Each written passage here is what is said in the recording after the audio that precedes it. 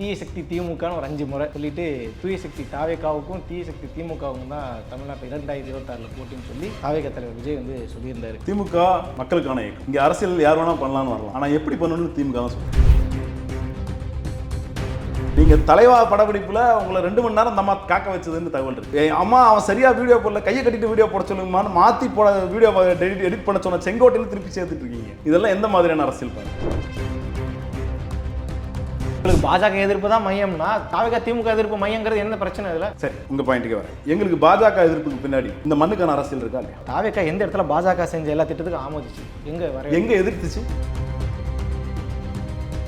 திமுக விமர்சனம் பண்றது தவறான இதுவா, வழிமுறையா? இல்ல, திமுக விமர்சனம் பண்றதை கூட வச்சுக்கீங்க. ஒரு பொண்ணு பேசுறேன், நான் எனக்கு நீங்க பள்ளி இல்லை, எனக்கு நீங்க எக்ஸாம் இருக்கு, எனக்கு நீங்க பரீட்சை இருக்கு, எனக்கு பரீட்சை முக்கியம் இல்லை, என் தலைவனை பார்க்க வந்துட்டேன். இது வந்து விஜய் சொல்லி தான் வந்தாங்க. அப்படிதான்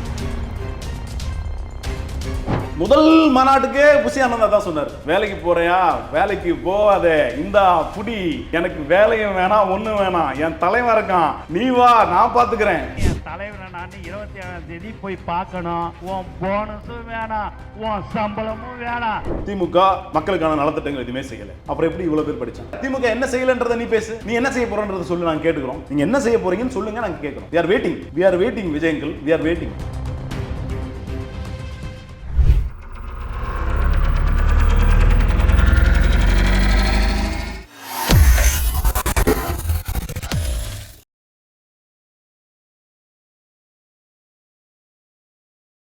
வேலை வேண்டுமா? ப்ளூ ஓஷன் இருக்கிறது. 10th 12th டிப்ளமோ டிகிரி படித்தவர்களுக்கு உணவு, தங்குமிடம், இஎஸ்ஐ, பிஎஃப் இன்சூரன்ஸ் உள்ளிட்ட சலுகைகளுடன் அனுபவத்திற்கேற்ற நல்ல சம்பளம் 15,000 முதல் 30,000 வரை. பெண்களுக்கு முன்னுரிமை. 2,000க்கும் மேற்பட்ட வேலை வாய்ப்புகள் உள்ளன. இப்போதே தொடர்பு கொள்ளுங்கள். Blue ocean. தமிழ் நேயர்களுக்கு வணக்கம். இன்றைய நேர்காணலில் நம்மோடு இணைந்திருக்கிறார் திமுக செய்தி தொடர்பாளர் துரை தமிழ்ச்செல்வன். பல்வேறு அரசியல் நிகழ்வு குறித்து நம்ம பேச இருக்கிறோம். வணக்கம். வணக்கம். தீய சக்தி திமுகன்னு ஒரு 5 முறை சொல்லிட்டு தூய சக்தி தாவேகாவுக்கும் தீய சக்தி திமுகவுக்கும் தான் தமிழ்நாட்டில் 2026 போட்டின்னு சொல்லி தாவேகா தலைவர் விஜய் வந்து சொல்லியிருந்தாரு. கிட்டத்தட்ட ஒரு 30 நிமிட உரை அது போட்டு அடி நடிச்சிருக்காரு. எப்படி பார்க்குறீங்க மொத்த உரையையும்? திமுக மக்களுக்கான இயக்கம். இங்கே அரசியல் யார் வேணா பண்ணலான்னு வரலாம், ஆனால் எப்படி பண்ணணும்னு திமுக தான் சொல்லித்தேன். எதை வச்சு சொல்கிறேன்னா, 8 நிமிஷம் 10 நிமிஷம் பேசிட்டு இருந்தவங்க உரையை 30 நிமிஷம் மாற்றின பெருமையை எங்களை தான் சேரும். 8 நிமிஷம் 10 நிமிஷத்தோட உரையை முடிச்சுட்டு இருந்த நீங்கள் காரணம் நீங்கள் 1000 சொல்லலாம், ஆனால் 30 நிமிஷம் நீங்கள் ஏதாவது ஒன்று உளறி தள்ளுறதுக்கான காரணம், பேரறிஞர் அண்ணா தன் தம்பிமார்களுக்கு கடிதம் எழுதுவார் எப்பொழுதும். அதில் ஒரு சிறுகதை சொல்லுவார். எப்படின்னா, மரத்து மேலே இருக்க ஒரு சிட்டுக்குருவி, அது 2 ரூபா காயினை வாயில் வச்சு அந்த வழியாக ஒரு மன்னர் போனாராம். மன்னரை கூப்பிட்டு, என்கிட்ட 2 ரூபா காசு இருக்கா வேணுமா அப்படின்னு சிட்டுக்குருவி கேட்டுச்சு. மன்னர் கண்ணும் காதாமல் காதில் வாங்காமல் கடந்து போயிருக்காரு. திருப்பி அவர் கூப்பிட்டு செட்டப் பண்ணியிருக்கு. குறும்புக்கார சிட்டுக்குருவி செட்டப் பண்ணது மன்னர் திருப்பி கடந்து போயிருக்காரு. மன்னர் காதில் போய் 2 ரூபா காயின் இருக்குது, வேணுமான்னு கேட்டது. சரி கூட அப்படின்னு கேட்டிருக்காரு மன்னர். உடனே சிட்டுக்குருவி என்ன சொன்னிச்சான், மன்னருக்கு பஞ்சம் வந்துருச்சு, காசு என்கிட்ட கேட்டிருக்காரு அப்படின்னு. என்ன எப்படி கேட்குற நீ, எனக்கு காசு வேணா போ அப்படின்னு சொன்னாராம் மன்னர். வேணாம்னு சொல்லிட்டு கடந்து போக ஆரம்பிச்சார். மன்னருக்கு கோவம் வந்துருச்சு, என்னை பார்த்து பயந்து வர்றாரு. அதுபோல் இன்னைக்கு உங்களை யாருமே கன்சிடர் பண்ணாத நேரத்தில் கூட நானும் ரவுடின்னு நீங்கள் தான் வந்து வலிக்கு சண்டைக்கு வா அனுப்புறீங்க. எங்களுக்கு வேலை நிறைய இருக்குது, உங்களுக்கான பேச வேண்டிய அரசியல் களம் நிறைய இருக்குது. திமுக எதிர்ப்பு அரசியல்னு ஒற்றை புள்ளியில் நீங்கள் கரை சேர்ந்துடலான்னு உங்களுக்கு யாரோ தவறாக உங்களை வழி நடத்துகிறாங்க. அதை தாண்டிட்டு இந்த மண்ணுக்கான அரசியல் பேசுகிற விஷயங்கள் நிறைய இருக்குது. ஒன்று கூட தெரியாது, வாயும் திறக்க தயாராக இல்லை. ஒன்று தெரியாது, முதல்ல எழுதி கொடுக்குறவங்க அதையாவது சரியாக எழுதி கொடுக்கணும். தெரியவும் தெரியாது, பேசவும் தயாராக. எதை வச்சு சொல்கிறோம் பேச தயாராக இல்லை? எஸ்ஐஆர் பெரும் பிரச்சனை நடந்துச்சு. திருப்பரங்குன்றம்ல கிட்டத்தட்ட ஒரு 2 மதத்துக்கான மோதல் அளவுக்கு கிட்ட போச்சு. எதை சம்மந்தமாகவும் கருத்து சொல்லட்டும். உங்களுக்கு கடைசியாக வந்து நிற்கிற இடம் என்னென்னா, திமுக ஊழல் பண்ணிடுச்சு, அராஜகம், குடும்ப ஆட்சி. இதை தாண்டிட்டு ஏதாவது ஒன்று பேச முடியுமா? இதை தாண்டிட்டு ஒரு கருத்து சொல்லுங்க. ஒரு கருத்து, இந்த மண்ணுக்கான அரசியல், இந்த மண்ணுக்கான நெடுங்கால பயணம், பார்வை, ஏதாவது ஒன்று சொல்லுங்க. ஆரம்பிச்சு 2 வருஷம் ஆவரில் போய் நெடுங்கால அரசியலை பற்றி பேச தம்பி, அதெல்லாம் தெரியாமல் அரசியல் பேச முடியாது. இப்போ நீங்கள் கட்சி ஆரம்பித்து நீங்கள் ஒரு ஷார்ட் டைம் கிளைம் எடுக்கிறீங்க. எங்களுக்கு கட்சி ஆரம்பித்து நாங்கள் வந்து 2 வருஷம் தான் ஆகுது, அதுக்குள்ளே நீங்கள் 75 ஆண்டுகால கட்சி, நீங்கள் பேசுகிற அரசியல்லாம் எங்களுக்கு பேச தெரியாது அப்படின்னா, அப்போ அமைதியா நீங்கள் நினைக்கிற எல்லாத்தையுமே அவங்க பேசணும்னு நினைக்கிறது அது இல்லை. நாங்கள் நினைக்கிறது விஷயம் இல்லை, திமுக சார்பாக பேச வேண்டிய விஷயம் இல்லை, தமிழ்நாடு சார்பாக. இங்கே இருக்கிற எல்லா கட்சிகளும் தமிழ்நாடு சார்ந்த கட்சிகள் தான், தமிழ்நாடு நலன் சார்ந்த கட்சிகள் தான். எங்கேயோ இருக்கிற ஒரு கட்சி இங்கேயே வந்து அரசியல் பேச போகுது? மண்ணுக்கான அரசியல் தானே பேசுங்கட்டான். நீங்கள் நினைக்கிறதெல்லாம் பேச மாட்டோம், நாங்கள் கடைசியாக பேசிக்குவோம். நீங்கள் கடைசியெல்லாம் பேச வேண்டாம், உனக்கு பேச வேண்டிய தேவையே இல்லை ராஜா. உங்களுக்கு பேச வேண்டியது, உங்களுக்கு தேவையானதெல்லாம் சேர்த்தா நாங்கள் பேசிகிட்டு இருக்கோம். நீங்கள் தலைவா படப்பிடிப்பில் உங்களை 2 மணி நேரம் இந்த அம்மா காக்க வச்சதுன்னு தகவல் இருக்குது. அம்மா அவன் சரியாக வீடியோ போடல, கையை கட்டிட்டு வீடியோ போட சொல்லுங்கம்மான்னு மாற்றி போட வீடியோ எடிட் பண்ண சொன்ன செங்கோட்டையில் திருப்பி சேர்த்துட்டு இருக்கீங்க. இதெல்லாம் எந்த மாதிரியான அரசியல் பார்வை? இதெல்லாம் விட்டுருங்க. நீங்கள் வந்து உங்களுக்கான பார்வை இல்லை, உங்களுக்கான பயணத்துக்கு உண்டான தேவை எல்லாமே திமுக எதிர்ப்புன்ற ஒற்றை புள்ளியில் நீங்கள் இருக்கீங்க. நாங்கள் எங்களோட கேள்வி என்னென்னா, இந்த மண்ணுக்கான நெடுங்கால பார்வை என்ன? நிறைய பிரச்சனைகள் இருக்குது. ஒன்று, இந்த மண்ணுக்காக குரல் கொடுத்துருக்கீங்களா? இப்போ நீங்கள் பேச வேண்டாம்னு சொல்கிற விஷயம் என்ன? நீங்கள் நினைக்கிறதெல்லாம் அவர் பேச மாட்டாருன்னு சொல்கிற விஷயங்கள் திருப்பரங்குன்ற விஷயம். திருப்பரங்குன்றத்தில் 2 மதங்களுக்கு இடையே இப்போ நீங்கள் திருப்பரங்குன்ற விஷயத்தில் அதை நானே அதுக்கு ஆரம்பிக்கலாம் இருந்துச்சு. 2 மதங்கள் அங்கே எங்கே ஃபஸ்ட்டு வந்துச்சு தம்பி? அங்கே ரொம்ப நாளாக தர்கா இருக்கு. இல்லை சிக்கந்தர் தர்கா. இப்போ நடந்த முடிக்கிறேன், 2வது பிரச்சனை இல்லை, முடிக்கிறேன். சிக்கந்தர் தர்கா ரொம்ப நல்லா இருக்கு. சரி, சிக்கந்தர் தர்கா பக்கத்தில் தான் அந்த தூண் இருக்கு. எந்த தூணு? இவங்க சொல்கிற தீபத்தூண், நாங்கள் சொல்கிற நில அளவை 50 அடி தூரம்னு சொல்கிறாங்க அவங்க. நில அளவைக்கல். நாங்கள் சொல்கிற நில அளவைக்கல், அவங்க சொல்கிற தீபத்தூண். அந்த சிக்கந்தர் தர்கா வழியாக தான் போய் அங்கே விளக்கு ஏற்ற முடியும். அப்போ ஏற்கனவே ராஜா அண்ணா என்ன சொல்கிறார், எச் ராஜா என்ன சொல்கிறாருன்னா, அங்கே இருக்கிற அந்த தர்காவை விரட்டி அடிப்போம், இடித்து தரைமட்டமாக ஒரு படமே எடுத்துட்டார் கந்தன்மலை, இடித்து தரைமட்டமாக்குவோம், அதை வந்து நாங்கள் நிறைவேறுவோம் அதை அப்படின்னு சொல்கிறார். யாரோ ஒரு இருவர் இவங்க சார்பாக போய் அந்த வேலையை செஞ்சுட்டாங்கன்னா 2 மதங்களுக்கு உண்டான கலவரம் வருமா வராதா? இல்லை, இப்போ கலவரம் வரக்கூடிய அளவுக்கு அங்கே அப்படி என்ன? அதுதான் இடிச்சிட்டானா தான் நான் கேட்டேன். நான் பதட்டத்தை யார் உருவாக்குறது? இடிச்சிட்டாங்கன்ற பதட்டத்தை தம்பி முன்கூட்டியாக செயல்படுறது தான் அரசாங்கத்தோட வேலை. இப்போ எச் ராஜா அப்படி ஒரு அறிவிப்பு கொடுக்காமையே இருந்தாருன்னா நாங்கள் ஏன் அதை பற்றி பேச போகிறோம்? எச் ராஜா சொல்கிறாரு, அவங்களுக்கு ஒன்றும் புதுசு கிடையாது. ஏற்கனவே பாபர் மசூதியில் ஒரு ராமர் சிலையை பின்னாடி போய் வச்சுட்டு பாபர் மசூதி அடித்தவங்க. அவங்க ராமர் சிலையை பின்கூட்டியே போய் ராமர் சிலையை வச்சுட்டு ராமர் பிறந்த இடம் அதுன்னு சொல்லி ஊரை ஏமாற்றி பாபர் மசூதி இடித்தவங்க. அவங்களுக்கு நம்ம சொல்லி ஒரு அசம்பாவிதத்தை ஏற்படுத்தணும்னு அவசியம் இல்லை. அவர்களுக்கு மத கலவரம் எப்படி கொண்டு போகணும்னு அவங்களுக்கு நல்லாவே தெரியும்.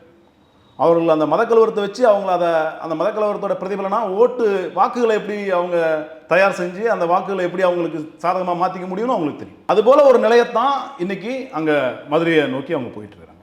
மதுரையில் இவ்வளோ பெரிய விஷயம் இருக்குது. உங்களுக்கு பிரச்சனை எல்லாம் திமுக இருக்குது. விவசாயி அவ்வளோ பிரச்சனைகள் இருக்கான். அவனுக்கு பயிர் கடன்கள் வந்து கொள்முதலுக்கான ஈரப்பதம் வந்து 8 விழுக்காடுலேருந்து 12 விழுக்காடாக மாற்றி கொடுங்கன்னு நான் கேட்குறேன். ஒரு குரல் அதை பற்றி கேட்கல, ஒரு குரல் சொல்லலை, தயாராகவும் இல்லை, தெரியவும் தெரியாது. யாராவது சொல்லி கொடுத்துருக்கணும். முதல்ல 8 விழுக்காடில் கொள்முதல் பண்ணிட்டு இருக்காங்க, 12 விழுக்காடாக உயர்த்தி கொடுத்தா குறிப்பிட்ட மெட்ரிக் டன் கூடுதலாக வந்து மத்திய ஒன்றிய அரசாங்கத்தால் கொள்முதல் செய்யப்படும் அப்படின்ற கோரிக்கையை ஒன்றிய அரசாங்கத்தை தமிழ்நாடு அரசு சார்பாக ஒன்றிய அரசாங்கத்தில் கேட்டோம். ஒரு குழு அங்கேருந்து வந்தது, 3 நாள் ஆராய்ச்சி பண்ணுது, 3 நாள் ஆராய்ந்து பார்த்துட்டு ஆமாம் ஏற்றலான்னு இங்கே சொல்லிட்டு அங்கே போய் முடியாதுன்ட்டாங்க. இப்போ நம்ம குடோன் கேட்டாங்களே, குடோன்லாம் நம்ம எல்லாமே செஞ்சு கொடுத்துட்டோமா? கிட்டத்தட்ட 3 லட்சம் மெட்ரிக் டன் குடோன்ஸ் வந்து இன்க்ரீஸ் ஆயிருக்கு. அப்படி இன்க்ரீஸ் ஆகி வெளியே இன்னைக்கு இந்த முறை அப்போ விளைச்சல் அதிகம். நீங்கள் விளைச்சல் அதிகத்துக்கு நீங்கள் வந்து அரசாங்கத்தை வந்து குறை சொல்ல முடியாது. விவசாயிகளை அரசாங்கம் தான் குறை சொல்லிட்டு இருக்கு. விளைச்சல் அப்படி கிடையாது. விளைச்சல் அவர்களுக்கு தெரியும். எத்தனை மெட்ரிக் டன்? 7 லட்சம் மெட்ரிக் டன் அதிகப்படுத்தியிருக்காங்க. 7 லட்சம் மெட்ரிக் டன் கொள்முதலுக்கான கெப்பாசிட்டியை, கொள்ளளவை வந்து இன்க்ரீஸ் பண்ணியிருக்கு அரசாங்கம். ஆனால் இதை யார் இதை ஆரம்பிங்கன்னா பழனிசாமி என்ன சொல்கிறார், அவன் விவசாயம்லாம் போராடம். யாரும் போராட்டம் பண்ணல, பண்ணவங்களுக்கு தெரியும். கொள்முதல் பண்ணுறதுக்கான ஈரப்பதம் அளவு பிரச்சனையாக இருக்குது. கொள்முதல் பண்ணுறதுல ஒன்றிய அரசாங்கத்திலேருந்து விவசாயத்திலேருந்து கொள்முதல் பண்ணுறதுல மாநில அரசாங்கத்துக்கு எந்த சங்கடமும் இல்லை. ஆனால் ஒன்றிய அரசாங்கம் ஒரு கிரிட்டீரியா வச்சிருக்கு. 8 விழுக்காடுல இருந்தால் தான் நீ கொள்முதல் பண்ணணும், 12 விழுக்காடுல இருந்தால் நீ பண்ணாதான்னு சொல்லுது. 12 விழுக்காடுல பண்ணுங்கன்னு நாங்கள் போய் அனுமதி கேட்குறோம். இல்லை, இப்போ எடப்பாடி பழனிசாமி என்ன சொல்கிறாருன்னா, அந்த அளவை கூட நம்ம அப்புறம் பேசிக்கலாம், அதை வைக்கிறதுக்கு பாதுகாக்கிறதுக்கு ஒரு இடத்தை ஏற்படுத்தி கொடுங்கன்னா அவர் அறிக்கையில் கொடுக்குறாரு. அவர் அதை ஏற்படுத்தி கொடுத்துருக்கோம். திருப்பி சொல்கிறேன், இவங்க கொண்டு வந்து கொள்முதல் பண்ணுறதுக்காக கொள்முதல் நிலையத்தை நோக்கி வராங்க. அங்கே கொள்முதல் பண்ணுறதுல ஒரு சிக்கல் இருக்குது. அந்த சிக்கல் அங்கே இருக்கும் பொழுது நம்ம அதை கொள்முதல் பண்ண முடியாத ஒரு சூழல் இருக்குது. அதுக்கு தான் அங்கேருந்து ஒன்றிய குழு வேகமாக வந்துச்சு. அந்த பிரச்சனையை வந்து பிரதமருக்கு கடிதம் எழுதினார் எங்களுடைய மாண்பு முதலமைச்சர். அந்த பிரச்சனையை நாங்கள் வெளி சொன்னோம், இவ்வளோ ப்ராப்ளம் இருக்குது, இது சீக்கிரம் கொள்முதல் பண்ணுறதுக்கு ஒரு அனுமதி கொடுங்க அப்படின்னு கேட்டோம். அனுமதி கொடுக்காம எப்படி கொள்முதல் நாங்கள் கொள்முதல் பண்ணிக்க முடியும்? அனுமதி ஒன்றிய அரசாங்கம் கொடுக்க வேண்டியது இருக்குது. எல்லாத்துக்கும் பின்னாடி அரசியல் பண்ண வேண்டியது இல்லை காலம். ஆனால் இதுக்கு முறையாக ஒன்றிய அரசாங்கத்திலிருந்து அனுமதி பெறாமல் இப்படி ஒரு கொள்முதலை நிகழ்த்த முடியாது. அந்த சூழல் இருக்கிறதுனால தான் கொள்முதல் பண்ணுறதுக்கு அந்த நேரத்தில் அழுத்தம் கொடுத்து, ஏன் ஒன்றிய குழு இல்லைன்னா சும்மா வருதா தமிழ்நாடு நோக்கி?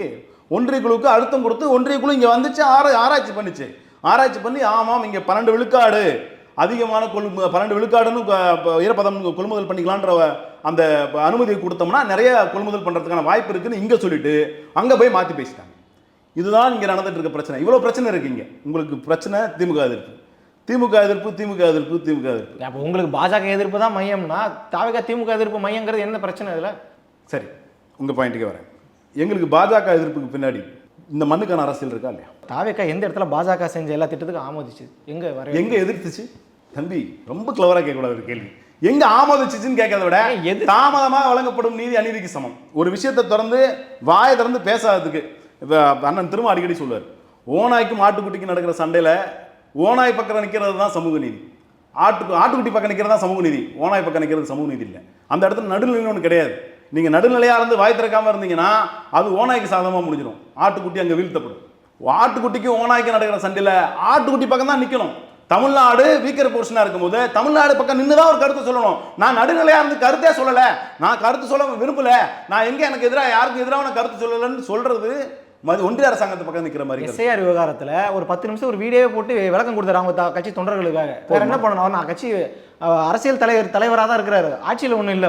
அவர் எதுவுமே பண்ணலன்னா என்ன அர்த்தம்? அது இல்லை போதுமா? இப்போ திமுக அரசாங்க பவரை வச்சு இதில் என்ன பண்ணுச்சு? என்ன பண்ணாங்க சொல்லுங்க? ஒன்றும் பண்ணலை, ஒன்றுமே பண்ணல. ஏன்னா இது ஒன்றிய அரசாங்கம் கொடுக்குற திட்டம், ஒன்றிய அரசாங்கத்தின் சார்பாக தேர்தல் ஆணையம் செயல்படுத்துகிற ஒரு திட்டம். திமுக இதில் எதிர்கட்சியாக இருந்தாலும் இதே ஸ்டாண்ட் தான் பண்ணியிருக்கோம். என்ன பண்ணியிருக்கோம்? ஒரு டீம் போட்டிருக்கோம், வீடு வீடாக சென்று அவர்களோட வாக்கு பிஜேபிக்காரங்க நம்மகிட்ட சொல்கிறாங்க, காங்கிரஸ்காரங்க சொல்கிறாங்க, திமுக காரங்க தான் வந்து இந்த ஓட்டை எனக்கு சரி பண்ணி கொடுத்தாங்க. அப்போ திமுக காரங்க ஆளுங்கட்சின்ற அந்தஸ்தை வச்சு அதை நெருங்குச்சா? இல்லை. மண்ணுக்கான அரசியல் பேசும்பொழுது மக்கள் பக்கம் நிற்கிறது தான் ஒரு கட்சியோட வேலை, அதுதான் இந்த மண்ணுக்கான சித்தம். விஜய் எங்கே மாறி நின்றாரு? எங்க நின்னாருன்னு தான் கேள்வி, மாறி நின்னாருன்னு கேள்வி இல்லை. திருப்பி அதே கேள்வி கேட்குறீங்க. எஸ்ஐஆருக்கு எதிராக தான் அவர் பேசிட்டு இருக்காரு. இல்ல செஞ்சாரு, பேசினாரு, ஆனால் பேசினதோட நின்றுட்டார். ஒரு 10 நிமிஷம் வீடியோ போட்டா சரியாயிடும். அதான் சொன்னேன், திமுக என்ன பண்ணுச்சுன்னா ஒரு குழு அமைச்சது, வீடு வீடா சென்று அவர்களுக்கான அந்த வாக்குகளை வந்து உறுதி செஞ்சு கொடுத்தது.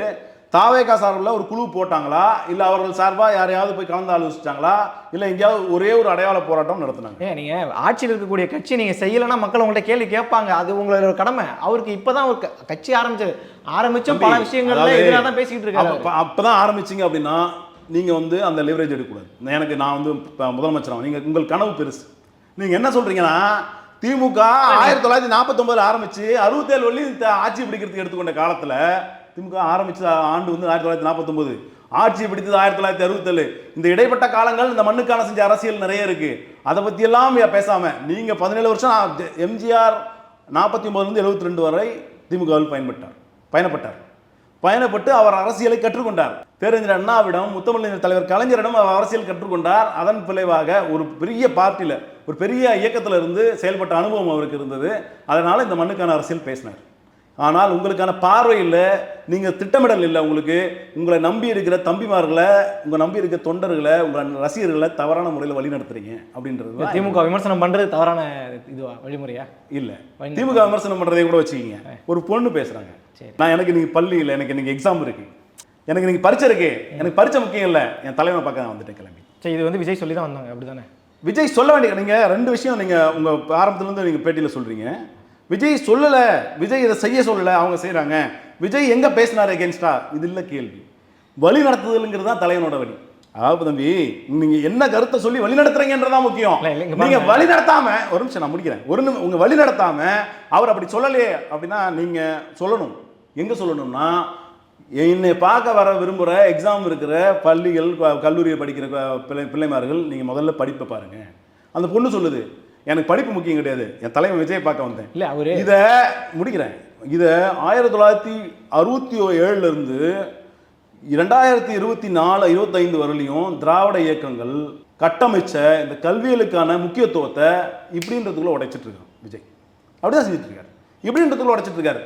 உனக்கு வேலைக்கு போகாத, படிக்காத, தலைவனை பார்க்குவா, தலைவன் இருக்கான், தலைவன் பார்க்க. முதல் மாநாட்டுக்கே புஷி ஆனந்தா தான் சொன்னார், வேலைக்கு போறியா, வேலைக்கு போகாதே, இந்தா புடி, எனக்கு வேலையும் வேணாம், ஒன்றும் வேணாம், என் தலைவன் இருக்கான், நீ வா, நான் பார்த்துக்கிறேன். அது இல்லை. எல்லாத்த தாண்டிட்டும் கல்வி அறிவும் பொது அறிவும் சிறந்தது. கல்வி அறிவு எல்லாத்தோட பிரதானம்னு சொல்ல வேண்டியது ஒரு தலைவனோட கடமை. முதல்ல படிங்க. நீங்கள் படித்தல், அரசியல் படித்தலுக்கும் உங்கள் கல்வி சார்ந்த படிப்புக்கும் அது உதவும் அப்படின்னு சொல்ல வேண்டியது ஒரு தலைவனோட கடமை. விஜய் எங்க சொன்னாரு? இல்ல விஜய் எங்க படிக்க வேணாம்னு சொன்னாரு? இல்ல, ஒவ்வொரு கூட்டத்துக்கு முன்னாடியும் விஜய் பேசும்பொழுது இந்த வயசானவங்க, இந்த மாதிரி சின்ன பசங்க வராதீங்கன்ற அறிவுரையோட தான் ஒவ்வொரு கூட்டமும் ஆரம்பிக்குது. நமக்கு அதெல்லாம் தெரிய மாட்டேது. வந்த பிறகு இவங்க பேசுற 4-5 வீடியோ விஜய் அவ்வளோ குற்றச்சாட்டு அடிச்சிருக்காரு மேல. நீங்க தேர்தல் வாக்குறுதியை பத்தி பேசியிருக்காரு. அதை பத்தி நம்ம பேச மாட்டோம். இந்த 2-3 வீடியோ வச்சு நம்ம பேசுறது நான் சொல்றேன், உங்களுக்கு புரியுற மாதிரி சொல்றேன். விஜய் வந்த பிறகு வயதானவர்களை வரானான்னு சொல்றாரு, இல்லை முன்னாடியே ஒரு வீடியோ வெளியிட்டார். அது அவர்கள் தொண்டர் சார்ந்த கருத்து. சரி, அவர்கள் தொண்டர்களை அவர்கள் நம்பி பார்க்க வரணும்னு அவர்கள விசுவாசிகளை இல்லை திரையில் கண்ட அந்த பிம்பத்தை நேரில் பார்க்க வேண்டும் என்று விரும்பி வருகிற மக்களுக்கு அவர் கொடுக்குற அறிவுரையாக எடுத்துக்கங்க, அது தவறில்லை. ஆனால் பொது எது பொது? யாராக இருந்தாலும் படிக்கணும்னு சொல்ல வேண்டியது பொது. உன்னை நம்பி வர உன் தொண்டனே படிக்க மாட்டேன்னு சொல்கிறான். ஒரு வீடியோ அவன் கண்ணில் படலையா? இத்தனை பேர் சொல்லிட்டு இருக்கான் வரிசையாக. எனக்கு படிப்பு முக்கியம் இல்லை, என் தலைவன் தான் முக்கியம், எனக்கு என் புருஷன் முக்கியம் இல்லை, என் விஜய் தான் முக்கியம், எனக்கு புள்ள முக்கியம் இல்லை, விஜய் தான் முக்கியம். இந்த மாதிரியான கட்டமைப்பு இதுதான் சனாதனத்தோட மாற்று பிம்பம்னு சொல்கிறேன். எதை அறிவை தூண்டி இந்த நிலைமைக்கு கொண்டு சிறுக சிறுக சிறுக சேர்த்தா திராவிட இயக்கம் இந்த நிலைமைக்கு தமிழ்நாடை கொண்டு வந்ததோ அதை வெறும் வெற்று திரைபிம்பத்தை வைத்து அடித்து நொறுக்கி கொண்டிருக்கிறார் விஜய். வெறும் வெற்று திரைபிம்பத்தை வைத்து அடித்து நொறுக்கி 75 ஆண்டு காலம் திராவிட கட்சிகள் படின்னு படிக்க வச்சதுனால இன்னைக்கு GER ரேஷியோ எவ்வளோ இருக்குன்னா கிட்டத்தட்ட 52 விழுக்காடு. தமிழ்நாட்டில் தேசிய சராசரியில் தமிழ்நாடு முதலிடம். நீங்கள் வேற எந்த மாநிலத்தோடும் வளர்ந்த நாடுகளான சைனா, வளர்ந்த நாடுகளான அமெரிக்காவோட ஒப்பிடுற அளவுக்கு GER ரேஷியோ இருக்கும். எப்படி இருக்கும்? கிராஜுவேட் என்ரோல்மெண்ட் ரேஷியோ வளர்ந்த நாடுகளோட ஒப்பிடுற அளவுக்கு ஒரு தனி மாநிலம் வந்து சாதிச்சு. இல்லை அவ்வளோ இருக்கு. அந்த சாதிப்பை அந்த இப்ப நீங்க அதானே சொல்றீங்க, படிக்கிற இப்ப நீங்க விஜய் எங்கேயுமே படிக்கணும்னு சொல்லுங்க. வீட்டுக்கு ஒருத்தர் டிகிரி படிக்கணும்னு பேசியிருந்தாரு. நீங்க மாநிலம் மலரல இதானே குற்றச்சாட்டுனா? திமுக ஊழல் செய்து குற்றச்சாட்டு ஊழல் செஞ்சா எப்படி தம்பி நாடு மாநிலம் வளர்ந்துருக்கும்? நான் கேட்கிறேன். திமுக ஊழல் பண்ணிருக்கு, நான் வந்துட்டே வரேன். திமுக ஊழல் பண்ணிருக்கு, திமுக மக்களுக்கான நலத்திட்டங்கள் எதுவுமே செய்யல. அப்புறம் எப்படி இவ்வளவு பேர் படிச்சான்? எவ்வளவு பேர் எப்படி படிச்சான்? யாருக்குமே எதுவுமே செய்யலனா இந்த திட்டங்கள் நீ அப்ப என்ன பேச போற? திமுக என்ன செய்யலன்றத நீ பேசு. நீ என்ன செய்ய போறன்றத சொல்லு, நாங்க கேட்டுக்கிறோம். நீங்க என்ன செய்ய போறீங்கன்னு சொல்லுங்க, நாங்க கேட்கிறோம். we are waiting விஜயங்கள், we are waiting. நான் என்ன கேட்கிறேன், நீங்க என்ன பேச போறீங்கன்னு சொல்லுங்க. திமுக 75 ஆண்டு காலம் ஊழல் பண்ணிடுச்சு. திமுக 75 ஆண்டு காலம் மக்களுக்கு எந்த நன்மையுமே செய்யாம 16 விழுக்காடு வளர்ச்சி எப்படி திரும்பி வந்திருக்கும்? திமுக ஆளுங்கட்சியா இல்லையா 5 ஆண்டுகள்ல? இந்த 5 ஆண்டுகள்ல இரட்டை இலக்க வளர்ச்சியில 16 விழுக்காடு வளர்ச்சியை, GDP வளர்ச்சியை தமிழ்நாடு எட்டி இருக்குன்னா திமுக ஒண்ணுமே செய்யாம எப்படி நிலைமைக்கு வந்துருக்கும்? திமுக ஊழல் கட்சி, திமுக மக்களுக்கு எதுவுமே செய்யலனா நான் கேட்கிறேன், 16 விழுக்காடு வளர்ச்சி எப்படி ஒரு மாநிலம் எட்டி இருக்க முடியும்? எப்படி எட்டி இருக்க முடியும்? கரெக்ட்.